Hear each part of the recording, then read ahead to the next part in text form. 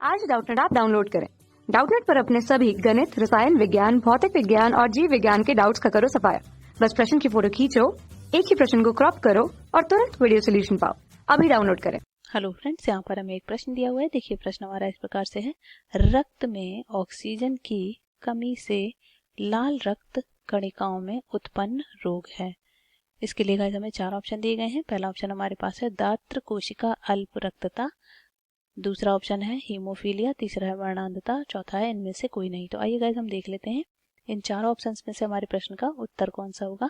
Guys हम यहाँ पे बात कर रहे हैं किसकी, रक्त में ऑक्सीजन की कमी को लेकर। देखिए जो रक्त होता है, रक्त या हम ब्लड की बात करें, रक्त, ब्लड, रुधिर, ये सारी एक ही चीज है। अगर हम इसकी बात करें ब्लड की, तो ब्लड में क्या पाया जाता है, ब्लड में WBC, RBC मतलब श्वेत रुधिर कणिकाएं, लाल रुधिर कणिकाएं, प्लेटलेट्स, प्लाज्मा, जल, मिनरल्स, बहुत सारी चीजें होती हैं। ठीक है, अब हम अगर बात कर रहे हैं RBC की या लाल रक्त कणिकाओं की, रक्त कणिकाएं ये क्या करती हैं, ये लाल रक्त कणिकाएं हमारी एक क्या है, वर्णक है, और ये जो सेल्स पाई जाती हैं ये क्या करती हैं, ऑक्सीजन का ट्रांसपोर्ट करती हैं। ऑक्सीजन का परिवहन इन्हीं के द्वारा होता है, परिवहन। अब देखिए हमसे प्रश्न में पूछा गया है कि रक्त में ऑक्सीजन की कमी से लाल कणिकाओं में कौन सा रोग उत्पन्न हो जाता है।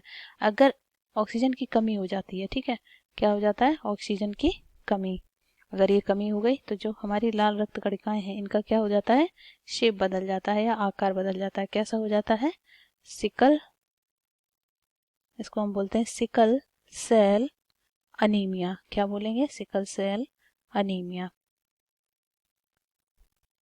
देखिए ये रक्त कणिकाएं कैसी होती हैं, जो RBC, हम इन्हें लाल रक्त कणिकाओं को क्या कह सकते हैं, RBC, red blood कार्पेसिल्स।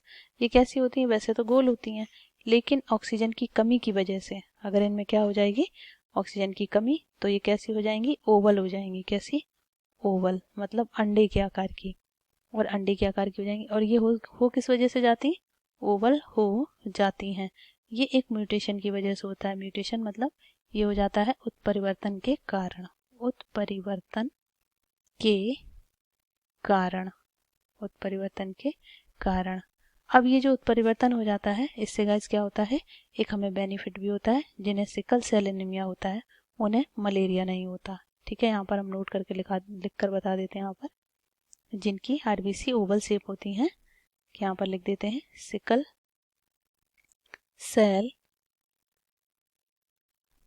Anaemia, sickle cell anaemia वाले को क्या नहीं होता है, मलेरिया नहीं हो पाता है, मलेरिया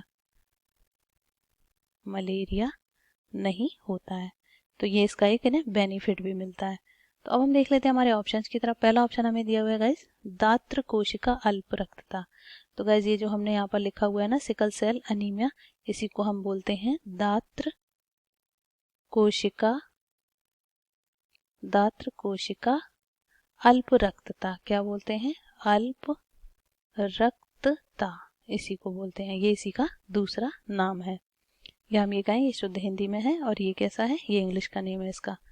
तो ये हमारा क्या हो जाएगा, पहला ऑप्शन ही आंसर हो जाएगा। दूसरा हमें दिया हुआ है हीमोफीलिया, तो हीमोफीलिया हमारा कैसा है, आनुवांशिक रोग है। तीसरा हमें दिया हुआ है वर्णांधता, ये भी हमारा आनुवांशिक है। तो ये दोनों क्या हो जाएंगे, आनुवांशिक रोग।